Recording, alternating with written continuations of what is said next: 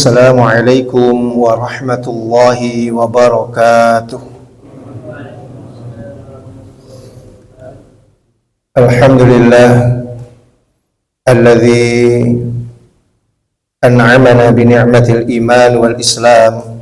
Alhamdulillah alladzi anzala al-Qur'an hudan lin-nas wa bayyinatin minal huda wal furqan. Asyhadu an la ilaha illallah wa asyhadu anna Muhammadar Rasulullah.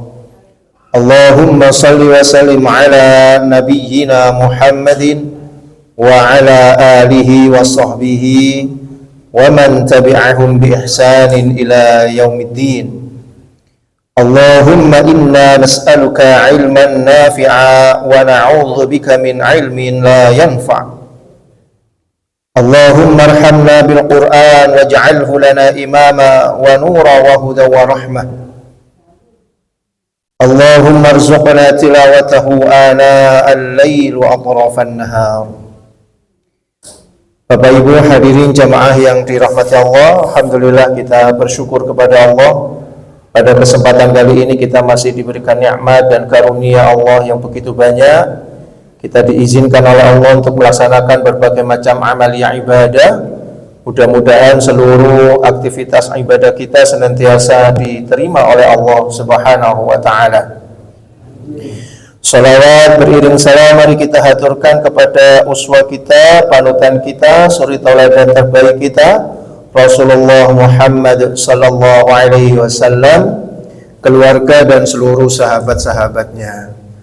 Hadirin jamaah yang dirahmati Allah Subhanahu wa taala, kita lanjutkan pembahasan tafsir kita di surat Al-Baqarah, dan ini adalah merupakan ayat terakhir yang membicarakan tentang fikih infak atau fikih sedekah. Kita masuk di ayat ke-273 dan 274. A'udzu billahi minasy syaithanir rajim.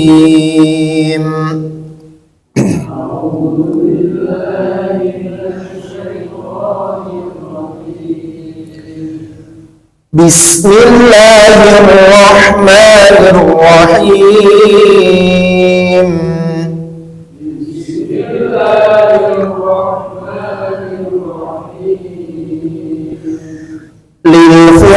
للفقراء الذين أحصروا في سبيل الله لا يستطيعون ضربا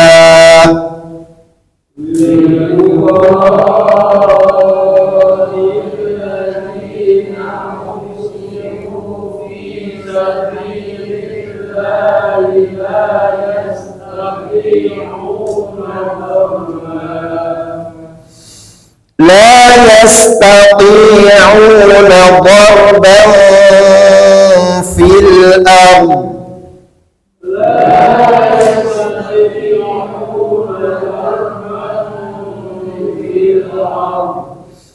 يحسبهم الجاهل أغنياء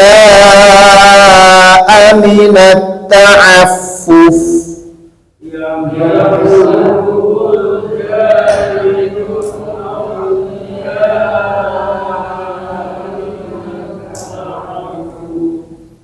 تعرفهم بسيماهم لا يسألون الناس إلحافا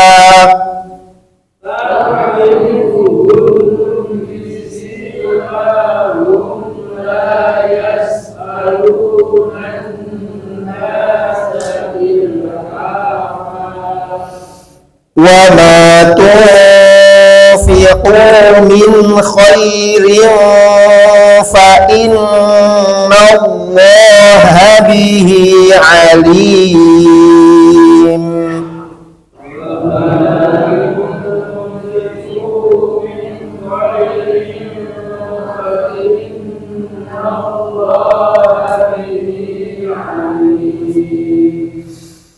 الذين ينفقون أموالهم بالليل والنهار سرا وعلانية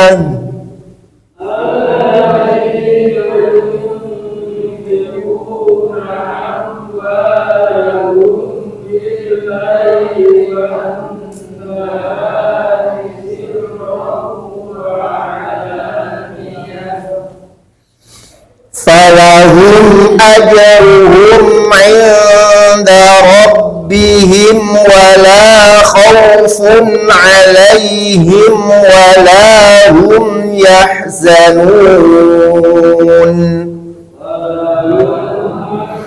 أجرهم عند ربهم ولا خوف عليهم ولا هم يحزنون. Bismillahirrahmanirrahim.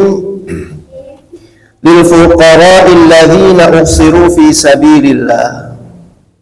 Di ayat di atas itu menjelaskan tentang bagaimana cara kita berinfak. Apapun infak kita, apapun yang kita berikan di jalan Allah Subhanahu wa taala yang tujuannya adalah ibtigha'a wajhillah, tujuannya adalah untuk mencari ridha Allah, maka itu semuanya kembali fali anfusikum, kembali kepada diri kalian sendiri. Jadi jamaah rahmati Allah, sebenarnya infak yang kita belanjakan di jalan Allah itu besar atau kecil, sebenarnya kembali manfaatnya untuk diri kita sendiri. Ya, walaupun secara hitungan matematika gitu, itu kita mengeluarkan uang kita atau benda yang kita miliki, materi yang kita miliki. Secara hitung-hitungan matematika berkurang harta kita karena kita keluarkan, ya. Tetapi sebenarnya oleh Allah Subhanahu disebutkan, wa ma tunfiqu min khairin fali anfusikum, apapun harta yang kamu belanjakan di jalan Allah itu fali anfusikum, kembali kepada dirimu sendiri. Dan kemudian Allah Subhanahu wa taala tegaskan, wa ma tunfiqu min khairin yuwaffa ilaikum wa antum la tudhlamun, dan apapun yang kamu belanjakan, harta yang kamu infakkan berupa harta yang baik, yuwaffa ilaikum, maka kalian akan diberikan pahalanya, wa antum la tudhlamun, kalian tidak akan pernah dizalimi. Allah tidak menzalimi hambanya. Nah, kemudian disebutkan oleh Allah Subhanahu wa taala, infak yang utama itu untuk siapa? Nah, ini lil fuqara, bagi orang-orang yang fakir, alladzina usiru fi sabilillah, yang mereka itu terikat oleh perjanjian atau terikat dengan sabilillah, berjuang di jalan Allah Subhanahu wa taala. Jadi hadirin jamaah rahmati Allah, ini kalau kita maknai di zamannya Rasulullah SAW, ya uksiru fi sabilillah ini adalah orang-orang fakir yang memang disiapkan untuk berjuang di jalan Allah gitu. Kenapa mereka? Kenapa? Karena la yastati'una dharban fil ard, karena mereka itu fokus untuk mempersiapkan diri berjuang di jalan Allah, sehingga la yastati'una dharban fil ard, sampai mereka tidak punya kesempatan untuk mencari rezeki di muka bumi ini. Jadi jamaah Allah Ta'ala dulu di zaman Rasulullah, dan itu kemudian diikuti oleh khalifah-khalifah setelahnya. Jadi dulu di zaman Rasulullah SAW, kemudian diikuti oleh khalifah-khalifah setelah Khulafaur Rasyidin. Itu kenapa Islam itu jaya? Islam itu jaya karena ditopang oleh 3M. Dan 3M ini dulu itu selalu saja mereka tahu gitu posisi mereka. Ya. 3M itu apa? Satu, kemenangan dakwah Islam itu atau kejayaan Islam itu ditopang satu oleh mujahidin namanya. Orang yang memang fokusnya itu melatih kemampuannya, melatih skillnya untuk berperang di jalan Allah Ta'ala. Makanya walaupun umat Islam itu sedikit jamaah rahmati Allah, ya ini juga merupakan izin dari Allah, ya, pertolongan dari Allah. Tapi pasukan umat Islam itu betul-betul terampil gitu. Kenapa? Karena mereka fokus. Ya, kayak kalau zaman sekarang kayak tentara gitulah. Ya, mereka udah fokus, memang fokusnya adalah mereka mempersiapkan diri untuk berjihad di jalan Allah Subhanahu wa taala. Sehingga keseharian mereka ini apa? Ya latihan perang terus, mengolah fisiknya, latihan perang dan seterusnya. Sehingga betul-betul profesional mereka ini. Sehingga diletakkan di medan tempur bagaimanapun juga mereka udah siap gitu. Walaupun jaraknya jauh, mereka harus jalan kaki. Kalau ke medan tempur kan nggak seperti zaman sekarang, jemaah rahmati Allah. Zaman sekarang posisi jauh ya pakai pesawat, ya. Ada mobilnya, diangkut truk gitu. Kalau dulu ya enggak. Yang punya onta ya mereka mengendarai onta, yang nggak pernah punya onta ya jalan kaki sekian kilo, ratus kilo ya dia tempuh itu. Ya. Dan itu kalau orang biasa-biasa Pak, yang nggak pernah latihan perang, teklok itu tengah jalan, ya, ini lemes, ya, nggak akan mungkin kuat itu. Mereka mau disiapkan untuk itu, ya, sehingga profesional betul gitu. Yang kedua, jemaah rahmati Allah, Islam ini ditopang oleh muallimin. Muallimin itu adalah orang-orang yang siap mengajarkan ilmu agama, sehingga kehidupan mereka ini ya sehari-harinya ya belajar ngajar, cuma gitu aja. Dan itu terus berkesinambungan sampai di zamannya Khalifah Abbasiyah itu masih berlaku seperti itu, sampai nanti terakhir itu di zamannya Khalifah Utsmaniyah. Seperti itu, muallimin itu ya cuma tugasnya apa ya? Dia belajar, ngajarkan. Makanya kita tidak heran kalau kemudian di zaman dahulu itu banyak melahirkan ulama-ulama besar. Jadi ulama-ulama zaman dulu itu ulama-ulama yang ilmunya itu komprehensif gitu. Ya. Ibnu Qayyim Jauziyah misalnya. Itu ilmunya luar biasa. Dia kalau dia berbicara masalah tauhid ya dia seolah-olah adalah orang yang ahli dalam ilmu tauhid. Bahkan kalau dia bicara tentang kedokteran pun dia kan nulis itu buku. Ya. Di salah satu buku Zadul Ma'adnya beliau menulis tentang Tibun Nabawi. Dia nulis tentang kitab Tibun Nabawi, ya, penyakit panas itu disebabkan karena apa-apa. Dia cerita betul-betul gitu. Ya. Jadi seolah-olah dia adalah seorang dokter yang pakar gitu. Semuanya dipakar gitu semuanya. Kenapa? Karena mereka itu ya kayak gitu aja, Pak. Belajar, ngajarin gitu. Ya. Dan kemudian M yang ketiga itu adalah muhsinin. Muhsinin itu siapa? Yaitu orang-orang kaya raya yang mereka ini tugasnya memang bisnis aja dia. Bisnis gitu ya. Lah uangnya untuk apa? Uangnya untuk menghidupi dua orang ini tadi, mujahidin sama mu'allimin. Sehingga orang-orang mujahidin dulu itu udah nggak mikir, Pak. Gimana dapurnya ngepul apa? Nggak mikir.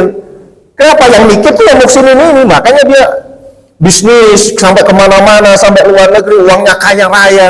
Untuk apa ya? Untuk menopang ini tadi. Dan nanti kalau mujahidin ini menang gitu ya, mereka juga dapat ghanimah juga gitu kan. Kemudian perdagangan mereka juga lancar juga gitu, karena dilindungi oleh mujahidin ini. Anak-anak mereka sudah nggak perlu khawatir gitu, karena sudah ada muallimin, orang-orang yang memang belajar serius gitu. Nah zaman dulu itu seperti itu, jamaah rahmati Allah. Ya. Nah ini disebut oleh walil fuqara alladziina usiru fi sabilillah. Nah sabilillah kalau di zaman Rasulullah iya memang orang-orang yang mengangkat pedang untuk berjuang di jalan Allah. Tapi hari ini ya banyak fi sabilillah. Ya, yaitu orang-orang yang memang memfokuskan dirinya itu untuk berjuang di jalan Allah, menegakkan kalimatullah, menegakkan ajaran agama Allah ini. Ada orang-orang yang fokus di situ sehingga mereka tidak sempat untuk bekerja. Ya mungkin dia bekerja tapi dia bekerja tidak layaknya seperti orang pada umumnya. Ya. Coba kita lihat jamaah rahmati Allah kalau di kampung-kampung itu ya, orang guru-guru ngaji, guru-guru TPQ itu. Mereka kerjanya jam berapa? Mereka dagang ke pasar, setelah itu pulang. Kenapa? Karena sebentar lagi muridnya sudah datang. Jam 2 gitu sudah mulai ngajar ngaji. Mereka udah fokus di situ. Sementara orang lain masih bisa kerja sampai malam, sampai ini dan seterusnya. Mereka tidak sempat untuk bekerja seperti itu gitu. Ya. Sehingga jamaah rahmati Allah Ta'ala, makanya infak itu yang lebih baik diberikan kepada mereka itu, karena mereka itu yang menjaga agama. Kalau dulu di zaman Rasulullah ditanggung ini semuanya ya oleh orang-orang kaya. Abdurrahman bin Auf misalnya menanggung ya. kemudian ditanggung oleh Utsman bin Affan, sehingga mereka kalau ditanya ketika untuk membiayai perang Tabuk misalnya, ya ini butuh dana banyak nih, Rasulullah SAW dalam perang Tabuk nih, datang Utsman bin Affan, berapa yang kamu infakkan? Sepertiga dari harta saya. Nah, seperti itu, Pak. Umar datang, berapa yang kamu infakkan? Separuh dari harta saya. Abu Bakar datang, seluruhnya Rasulullah. Ya. Masya Allah gitu ya. Zaman dahulu seperti itu, Pak. Sekarang ini kenapa ulamanya tidak terlalu profesional ya ini, Pak? Ya, karena ya dia kerja juga, ya dia belajar juga, yang ngajar juga, sehingga nggak fokus gitu. Kalau ulama zaman dulu ya sudah, makanya dalam ada satu kitab Qaimatul Waqt Indal Ulama, kitabnya tipis, Pak, tapi itu menulis tentang berharganya waktu bagi seorang ulama. Bayangin aja, Pak, Imam Syafi'i itu ngajar itu mulai habis subuh. Habis subuh itu yang ngajar dia, sudah datang tamu-tamunya, murid-muridnya yang belajar fikih, ya. Nanti beliau istirahat sejenak untuk sholat duha. Setelah sholat duha datang lagi santrinya untuk belajar ilmu bahasa Arab. Berhenti ketika sholat zuhur. Setelah sholat zuhur itu beliau istirahat sejenak, kemudian datang lagi muridnya sampai nanti asar. Setelah asar itu datang lagi sampai dia sholat maghrib sama sholat isya, baru setelah sholat isya dia nulis buku. Coba kapan kerjanya dia? Enggak kerja. Kenapa? Sudah dihidupin oleh negara itu. Nah, ini biayamu, hidupanmu, ya. Ya, udah fokus saja ya. Makanya ya muncullah imam-imam, muridnya Imam Syafi'i, muncul lagi ulama-ulama ya yang kelasnya itu enggak kalah gitu ya. Kenapa? Ya karena mereka fokus gitu. Nah, kalau sekarang ini sulit untuk mendapatkan yang demikian itu, jamaah rahmati Allah. Makanya dulu Islam itu kenapa kok kemudian bisa menguasai dunia gitu ya dengan peradaban yang luar biasa? Ya karena itu, Pak. Karena 3M ini senantiasa ya mengisi gitu, tahu posisinya. Oh, saya posisinya sebagai mujahidin, ya sudah, saya latihan perang aja, mengasah, latihan pedang, latihan gulat, latihan menunggang kuda, latihan memanah, udah itu aja setiap harinya. Ya, sementara mu'alimnya setiap hari dia mengkaji kitab, menulis, dikaji lagi kehidupan masyarakat, dikaji, dibuatkan sebuah fatwa dan seterusnya, diajarkan, mengajar gitu saja.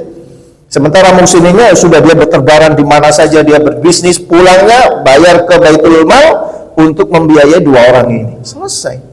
Ya. Nah, itu hadirin jamaah rahmati Allah. Sementara yang yahsabuhumul jahil, orang-orang yang jahil, orang-orang yang bodoh itu mengira mereka ini orang-orang yang berjuang di jalan Allah itu aghnia, dikira kaya. Ya. Minat ta'affuf, keto anik soge, Pak. Ya, padahal itu banyak yang nggak punya itu, ya. Karena apa? Karena minat ta'affuf, karena mereka menjaga harga dirinya. Ya. Kami dulu jamaah rahmati Allah ketika ikut daurah duat, ya, ketika sebelum dikirim ke seluruh wilayah Indonesia itu kan kita pelatihan dai itu paling lama seluruh Indonesia itu, Pak, 3 bulan lamanya, karantina itu ya, di Jakarta sana. Itu kerjasama dari yayasan dari Dubai sama PP Muhammadiyah itu kan, itu di karantina kita selama 3 bulan.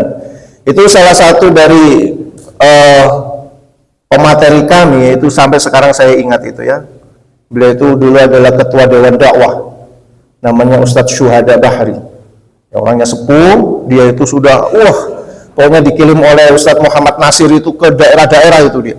Sampai dia ceritakan itu, ya, dia ceritakan bahwa dia itu kalau di daerah itu makan itu ya daun-daunan itu, Pak, daun-daunan itu ya.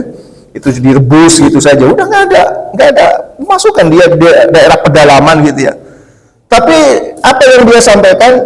Dia sampaikan jadi seorang dai itu jangan kelihatan melas di hadapan orang gitu. Ya, jangan sampai bajunya ngelinting gitu ya. Jadi harus tetap pakainya itu parlinting sehingga orang itu terkesan bagus gitu ya. Walaupun sebenarnya di belakang itu juga kadang-kadang nggak makan juga gitu katanya. Buya gitu ya.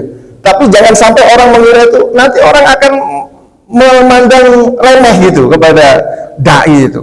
Ya, akhirnya orang nggak tertarik gitu jadi dai. Ngapain jadi dai kayak gitu kan? Nah, sehingga Ustaz Syuhada Bahri itu sampaikan ya, seorang dai itu ya pakainya harus bagus, harus keren gitu ya. Walaupun itu Kadang-kadang di belakang juga nggak masak juga gitu ya, kata beliau itu. Jadi itu yang ditanamkan pada kami dulu, jemaah rahmati Allah. Ya, yaitu tadi ini yahsabuhumul jahil, orang yang nggak tahu kelihatannya melihatnya, ini kayaknya kaya ini, padahal nggak juga gitu ya.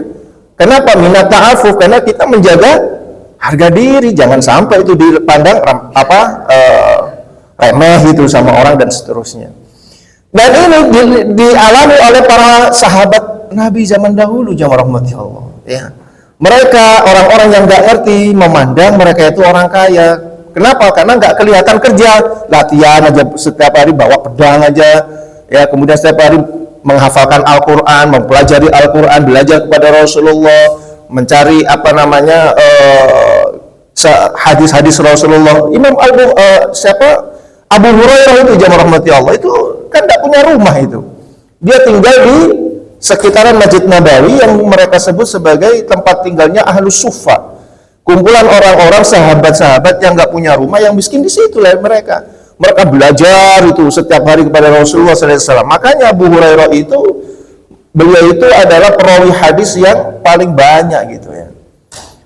Nah, hadirin jamaah Allah Ta'ala, ta'rifuhum bisimahum. Kalian akan mengetahui, mengenali mereka bisimahum dengan ciri-ciri mereka. Apa ciri-cirinya? La yas'aluna an-nasa ilhafa. Mereka enggak suka minta-minta sama orang. Apalagi dengan ilhafa, dengan cara merayu, dengan cara memaksa, itu enggak ada. Ya. La yas'aluna an-nasa ilhafa. Makanya kalau saya baca tadi itu di dalam tafsir Al-Baqarah yang ditulis oleh Syekh Utsaimin, itu di antara fadilah ayat ini, jamaah rahmati Allah Ta'ala, adalah kita tidak diperbolehkan untuk memberikan infak itu kepada orang yang suka keliling-keliling itu, jamaah rahmati Allah. Dan kita ini sering kan ya ketemu dengan orang-orang yang suka keliling-keliling gitu ya. Ya, kadang-kadang bawa fotokopian apa gitu ya, dari yayasan mana gitu ya.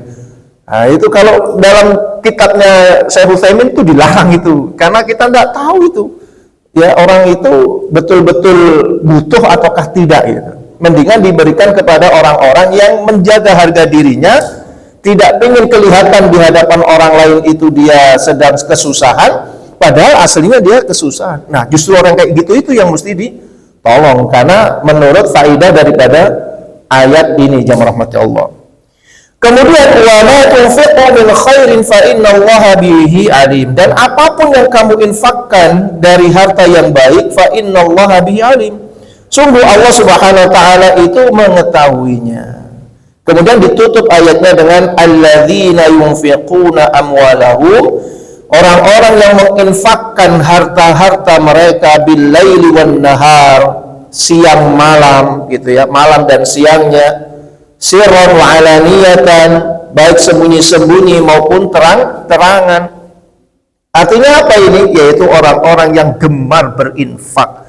Orang-orang yang gemar berinfak digambarkan oleh Allah bil laili wan nahar, siang malam mereka menginfakkan hartanya, sirran wa alaniyatan. Terkadang mereka infaknya dengan cara sembunyi-sembunyi, terkadang mereka infaknya dengan diumumkan, ditampakkan ya. Sering saya sampaikan bahwa memang untuk urusan infak ini, jamaah rahmati Allah, Allah Subhanahu wa taala menggunakan kalimat wa, huruf sabungnya itu wa, bukan au. Au itu pilihan ya, atau, tapi ini adalah wa. Makanya apa? Faedahnya adalah kita infak itu ya terkadang disembunyikan, ya terkadang ditampakkan. Karena apa? Karena orang itu kalau infak hanya sembunyi-sembunyi terus, maka yang terjadi adalah akan muncul fitnah, ya, fitnah. Fitnahnya apa? Orang akan menganggap bahwa orang ini tidak pernah berinfak, karena nggak pernah lihat orang ini berinfak. Ya, wa alaniyatan, maka sesekali ditampakkan. Tapi jangan ditampakkan terus. Kalau ditampakkan terus, nanti akan hilang keikhlasannya. Pertama, yang kedua, menimbulkan fitnah juga. Orang ini titit-titit diumum, titit-titit diumum. Nah, itu juga nggak bagus juga. Ya, jadi sesekali ya disiri, sesekali ditampakkan. Maka orang-orang yang berinfak itu, jamaah rahmati Allah, akan diberikan 3 balasan oleh Allah Subhanahu wa taala. Apa balasan pertama? Falahum ajruhum 'inda rabbihim. Maka bagi mereka itu pahala yang besar di sisi Allah. Orang yang berinfak pahalanya besar. Bahkan merupakan tijaratan lan tabur, perdagangan yang enggak pernah rugi. Salah sasaran pun tetap dibalas oleh Allah Subhanahu wa taala. Yang kedua apa? Wala khaufun alaihim, dan mereka tidak khawatir, tidak ada kekhawatiran atas mereka. Tentang apa? Tentang kehidupan mereka di akhirat kelak. Udah jaminannya adalah surga orang yang suka berinfak. Wala hum yahzanun, dan mereka tidak akan ditimpa kesedihan. Ini balasan dari Allah, kesedihan di dunia. Dia diberikan pahala yang besar. Yang kedua, tidak ada kekhawatiran mereka nanti kehidupan di akhiratnya. Dan yang ketiga, dihilangkan kesedihannya di dunia. Ya. Kita bisa lihat di dalam tafsirnya, ya, di tafsir Al-Muyassar ini disebutkan alladzina yukhrijuna amwalahum mawatillahi lailan wa naharan musirrina wa mu'linin, yaitu orang-orang yang mengeluarkan harta-harta mereka mencari ridha Allah siang malam, ya, baik sembunyi-sembunyi maupun terang-terangan. Falahum ajruhum 'inda rabbihim, maka bagi mereka pahala yang besar di sisi Tuhan mereka. Wala khaufun 'alaihim, dan mereka tidak pernah merasa khawatir, tidak akan tertimpa khawatir atas mereka terhadap apa? Fima yastakbirunahu min amril akhirah, terhadap kehidupan yang akan datang di akhirat kelak. Nggak akan khawatir. Orang yang suka infak, ya, orang yang suka sedekah, maka balasannya adalah surga. Walahum yahzanuna ala ma fatau min hududid dunya, dan mereka juga tidak akan sedih dari apa yang telah mereka keluarkan dari urusan dunia ini. Jadi di dunia mereka ditanggung oleh Allah Subhanahu wa taala, ya, dihilangkan rasa sedihnya. Kemudian di akhirat kelak mereka akan diberikan balasan oleh Allah Subhanahu wa taala berupa surga, sementara mereka juga diberikan pahala yang besar di sisi Allah Subhanahu wa taala. Dzalika at-tasyri' al-ilahi al-hakim huwa minhajul Islam. Inilah syariat Allah Subhanahu wa taala, ya. Inilah syariat Allah. Sehingga orang yang berinfak itu seperti yang sudah sering saya sampaikan, ya, adalah merupakan perdagangan bisnis yang tidak pernah rugi, ya. Orang yang berinfak di jalan Allah itu tidak pernah rugi. Baik yang mereka infakkan, yang mereka keluarkan hartanya itu tepat ataupun salah sasarannya karena ketidaktahuannya, maka tetap dibalas oleh Allah Subhanahu wa taala. Nah, hadirin jamaah mata Allah, saya sudah buat ringkasan gitu, ya, dari apa yang sudah kita pelajari mulai dari surat Al-Baqarah 261 sampai 274 tentang ringkasan fikih infak, ya. Yang pertama adalah Allah buka firman Allah Subhanahu wa taala untuk memotivasi kita semuanya dengan Allah memberikan balasan yang berlipat ganda bagi orang-orang yang berinfak di jalan Allah. Allah sampaikan dalam ayat 261, ya. Mathalul ladzina yunfiquna amwalahum fi sabilillahi kamathali habbatin ambatat sab'a sanabila fi kulli sumbulatin mi'atu habbah. Perumpamaan bagi orang-orang yang menginfakkan harta-harta mereka di jalan Allah seperti orang yang menabur benih, ya, menabur biji. Ambatat sab'a sanabil, yang dapat menumbuhkan 7 tangkai. Di setiap tangkainya fi kulli sumbulatin mi'atu habbah. Setiap tangkai tumbuh 100 biji lagi. Ya. Jadi nanam 1 biji, tumbuhnya 7, setiap 7 itu ada 100 biji. Berarti sampai berapa itu? 700 kali lipat Allah dalam mengembalikan harta mereka itu. Tapi sekali lagi Allah Subhanahu wa taala membalas itu bukan berarti dengan membalas sesuai dengan apa yang kita keluarkan. Kalau kita infak harta kemudian balik harta, ya enggak gitu. Allah lipat gandakan pokoknya 700 kelipatan, ya, dengan cara Allah Subhanahu wa taala. Bahkan Allah Subhanahu wa taala menyebutkan wallahu yudha'ifu liman yasha. Allah akan melipat gandakan sesuai dengan yang diinginkannya. Wallahu wasi'un alim. Allah Maha luas, Maha mengetahui, ya. Ini Allah membuka dulu, ya. Ini adalah metode pembelajaran dari Allah Subhanahu wa taala. Jadi kalau kita itu memberikan pelajaran itu jawab rahmati Allah, itu bagus juga kita sampaikan gitu ya. Manfaat dari Anda belajar ini nanti yang akan Anda peroleh ini. Nah gitu. Jadi sebelum Allah menyampaikan nanti infak itu kayak bagaimana, Allah buka dulu. Kalau Anda mau infak di jalan Allah Subhanahu wa taala, balasan kalian itu ini loh. Ya, yang Anda keluarkan 1 akan kami tumbuhkan menjadi 700, bahkan sampai kami lipat gandakan ya sesuai dengan kehendak kami. Itu dimotivasi gitu dulu oleh Allah Subhanahu wa taala, baru nanti dimotivasi untuk infaknya. Ya, ini dimotivasi dengan benefit apa yang akan diperoleh gitu, orang yang berinfak. Sehingga kalau orang mau belajar itu seperti itu ya. Dulu guru-guru kami juga gitu, jamaah rahmati Allah, ketika kita masuk di kelas belajar fikih mawaris misalnya ya, itu disampaikan gitu. Nanti Anda kalau belajar mawaris itu ini loh manfaatnya ya. Ini hadis Rasulullah dan seterusnya gitu. Sehingga kita semakin semangat gitu. Oh ya, ini manfaat yang akan saya peroleh gitu. Kemudian hadirin jamaah rahmati Allah Subhanahu wa taala, yang selanjutnya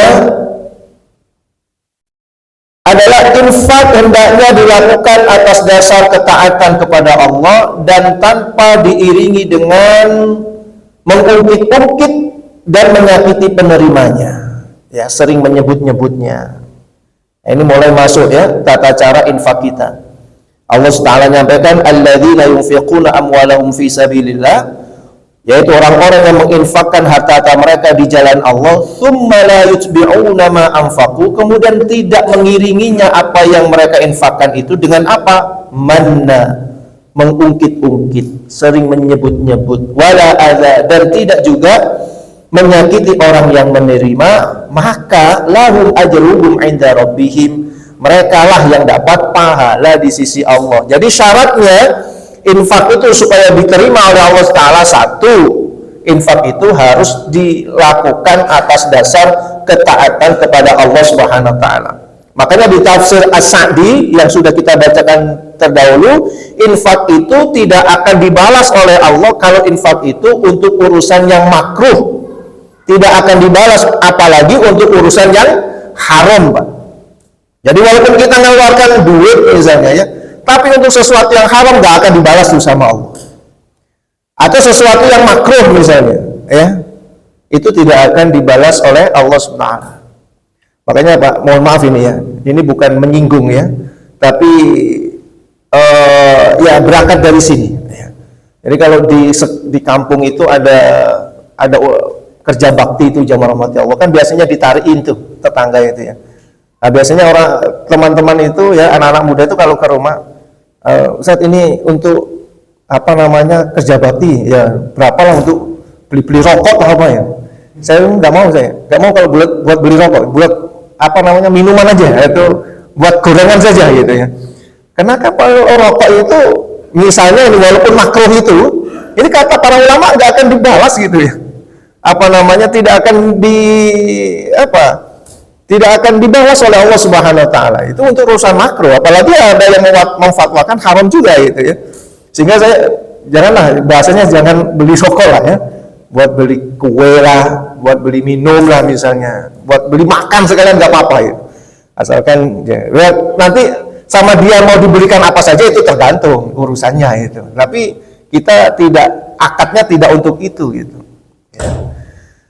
Nah itu jamaah rahmati Allah. Jadi syaratnya adalah fi sabilillah, harus dalam landasan ketaatan kepada Allah. Kemudian yang kedua, tidak diiringi dengan sering mengungkit-ungkit dan tidak menyakiti si penerimanya. Itu syaratnya. Supaya apa? Supaya ajruhum 'inda rabbihim, supaya mereka dapat balasan di sisi Allah Subhanahu wa taala. Jadi ini adabnya. Adab kalau kita infak, betul-betul 1, jelas ini adalah untuk ketaatan di jalan Allah. 2, tidak usah diungkit-ungkit. Dan yang ketiga, tidak perlu menyakiti yang menerimanya. Kemudian jamaah rahmati Allah, pahala infak bisa batal sebab kita sering mengungkit-ungkit pemberian. Nah itu tadi ya. Pahala itu bisa batal kalau kita sering mengungkit-ungkit pemberian dan menyakiti penerimanya. Firman Allah Subhanahu wa taala, ya ayyuhalladzina amanu la tubtilu shadaqatikum bil manni wal adza. Hai orang-orang yang beriman, jangan kalian batalkan, la tubtilu, jangan kalian batalkan apa shadaqatikum, pahala sedekah kalian. Dengan apa? Bil manni wal adza, dengan sering mengungkit-ungkit, wal adza, dan menyakiti. Itu masalahnya. Jadi kenapa kita nanti dapat lahum ajruhum tadi di ayat yang di atas, supaya dapat balasan dari Allah? Syaratnya apa? La yutbi'una ma anfaqu mannan wala adza, jangan diiringi dengan sering mengungkit-ungkit. Sudah dilepas, ya sudah, ya ikhlas saja, sudah dikeluarkan, sudah ikhlas saja, ya. Adapun kita dapat pujian ataukah tidak, itu sudah bukan ranah kita, karena kita tidak sedang menginginkan pujian dari manusia. Jangan sampai kita digambarkan oleh Allah kalladzi yunfiqu malahu ria'an nas, seperti orang-orang yang menginfakkan harta mereka ria'an nas, tujuannya hanya untuk minta pujian manusia. Jangan, ya. Itu sia-sia, kelihatannya besar tapi sebenarnya kecil di sisi Allah Subhanahu wa taala, ya. Kemudian yang keempat, yang rahmati Allah, disebutkan oleh Allah Ta'ala ucapan yang baik dan pemberian maaf itu lebih baik dari pemberian yang menyakiti, ya. Ungkapan maaf, mohon maaf Pak, saya tidak bisa memberikan, saya masih butuh juga misalnya, ya. Atau ucapan-ucapan yang baik, ya, itu lebih baik daripada pemberian yang menyakiti, ya. Ngasih tapi nyakitin, mau sih gedung misalnya, kak gelem nyambut gawe misalnya, ya. Ya lebih baik gak usah dikasih, lebih baik kita ucapkan mohon maaf Pak. Itu kata Allah Subhanahu gitu. Ya, ini disebutkan qaulun ma'rufun wa maghfiratun khairun min shadaqatin yasba'uha adha. Qaulun ma'ruf, ungkapan yang baik, wa maghfiratun, dan perminta maafan, itu khairun, lebih baik, min shadaqatin, dari sedekah, yasba'uha adha, yang diiringi dengan menyakiti. Mendingan jamaah Allah, kalau kita tidak setuju, misalnya ada orang datang ke rumah kita, orangnya masih badannya gede, sajane isih kuat kerja, masih kuat nyambut gawe, ya, itu mendingan kita omongin aja yang baik, mas, ya, sama niki kan masih kuat, ya, masih banyak pekerjaan yang bisa dilakukan, mendingan kan bekerja saja. Nah, misalnya, atau mohon maaf mas, tidak punya uang, ya, tidak bisa ngasihkan apa-apa, misalnya gitu. Daripada ngasih tapi nyakitin, oh pakai misalnya ngomong gerutu gitu, ya percuma gitu, ya percuma, ya. Maka Allah Ta'ala menyebutkan qaulun ma'rufun wa maghfiratun khairum min shadaqatin yasba'uha adha, ucapan yang baik dan peminta maafan itu lebih baik daripada sedekah yang diiringi dengan menyakiti, ya. Kemudian Allah Subhanahu wa taala memberikan perumpamaan-perumpamaan bagi orang-orang yang bersedekah karena Allah dan orang yang bersedekah karena riya, karena ingin pujian manusia. Disebutkan oleh Allah kalladzi yunfiqu malahu ria'an nas, seperti orang yang menginfakkan hartanya tujuannya untuk mencari pujian manusia. Wala yu'minu billahi wal yawmil akhir, dan dia juga tidak beriman kepada Allah dan hari akhir. Orang kalau pujian, kalau ingin mendapatkan ujian, itu sebenarnya Allahnya udah hilang itu, Pak. Ya, orang itu kalau misalnya ibadah, kemudian tujuannya hanya untuk dipuji oleh manusia, itu Allahnya udah nggak ada itu. Ya, Allahnya udah nggak ada. Kenapa? Karena dalam pikiran dia ya pinginnya dipuji oleh manusia. Dan dia juga tidak merasa bahwa hartanya ini nanti sebenarnya bermanfaat di akhirat gitu. Karena dia pengennya ya kompensasinya dunia saja. Saya infak supaya saya dikatakan sebagai seorang dermawan, sebagai seorang yang donatur yang besar misalnya. Ya udah itu aja. Itu disinggung oleh Allah kalladzi yunfiqu malahu ria'an nas, seperti orang-orang yang menginfakkan hartanya tujuannya hanya untuk pujian manusia. Mereka itu sebenarnya nggak beriman kepada Allah dan hari akhir. Kemudian bagaimana? Ya famathaluhu kamathali sofwanin alaihi turab. Permisalan mereka itu seperti ada sebuah batu yang licin, di atasnya ada debu. Fa asabahu wabilun fatarakahu salda, kemudian dihempaskan angin begitu saja, ya. Yang akhirnya tinggal batunya saja, nggak ada tersisa apapun. Sementara wa mathalul ladzina yunfiquna amwalahum ibtigha'a mardatillah, sementara orang-orang yang menginfakkan hartanya itu karena mencari ridha Allah, wa tathbita min anfusihim kamathali jannatin bi rabwatin asabaha wabilun fa'atat ukulaha di'fain. Itu seperti tanaman ya yang ada di dataran tinggi.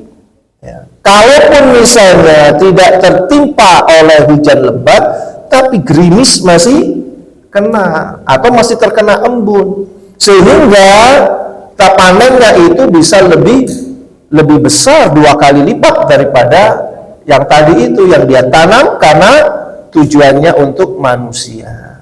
Ya. Ini Allah Subhanahu Wa Taala memberikan gambaran-gambaran seperti itu, jamaah rahmati Allah.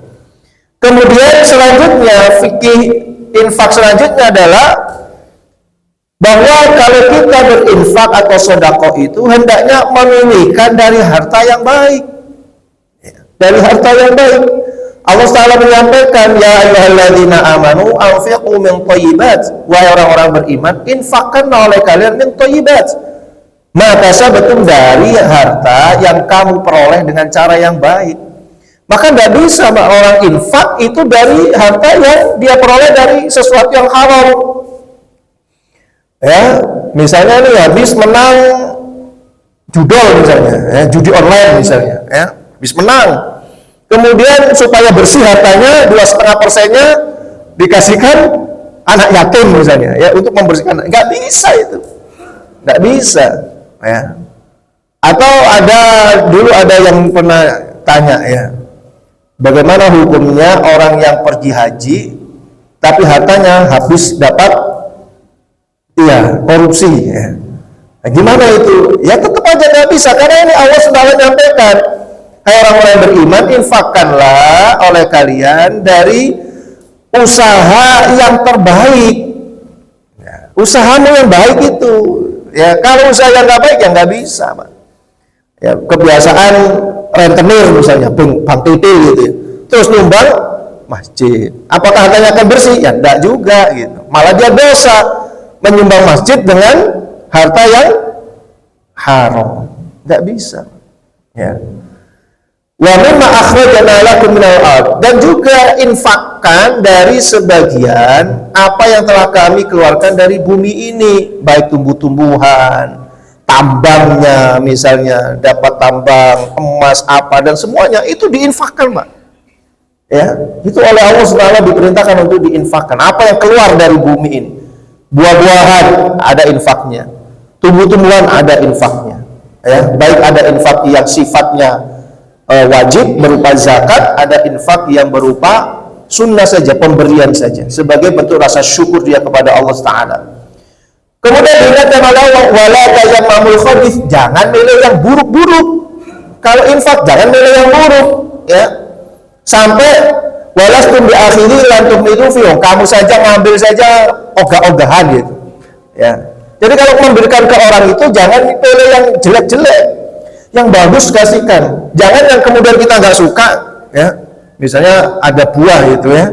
Buahnya nggak mateng, kita aja nggak mau makan, kita kasihkan orang. Ya ini jenenge nyiksa kepada orangnya, gitu, ya. Kita sendiri aja nggak mau dikasihkan orang lain. Itu nggak boleh itu. Dalam Islam nggak boleh kayak gitu, ya.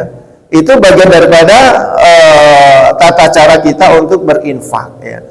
Kemudian setan selalu menakuti orang yang berinfak dengan kefakiran, jamaah rahmati Allah. Asyaitonu ya'idukumul faqra. Setan membisikkan kepada kalian kefakiran. Supaya apa? Menggagalkan mereka untuk berinfak. Ya, adapun apapun harta yang diinfakkan, baik sembunyi-sembunyi maupun terang-terangan, semuanya dibalas oleh Allah Subhanahu wa Ta'ala. Inilah hari ini jamaah rahmati Allah, ya, beberapa ringkasan dari apa yang sudah kita pelajari dari awal sampai akhir. Intinya adalah ketika kita infak itu harus dengan cara yang baik, ya. Kita pilihkan dari harta yang terbaik, kita belanjakan di jalan yang baik tanpa harus menyakiti dan mengungkit-ungkit, baik mau terang-terangan ataupun sembunyi-sembunyi, tetap semuanya akan dibalas oleh Allah Subhanahu wa Ta'ala. Mudah-mudahan apa yang kita pelajari ini bermanfaat, dan insya Allah pada pertemuan yang akan datang kita masuk pada pembahasan bab riba. Nah, ini agak serem ini, ya, pembahasan bab riba ini, ya. Insya Allah kita akan bahas pada pertemuan yang akan datang. Kita akhiri dengan doa kafaratul majlis. Subhanakallahumma bihamdika asyhadu an la ilaha illa anta astaghfiruka wa atubu ilaik. Assalamualaikum warahmatullahi wabarakatuh.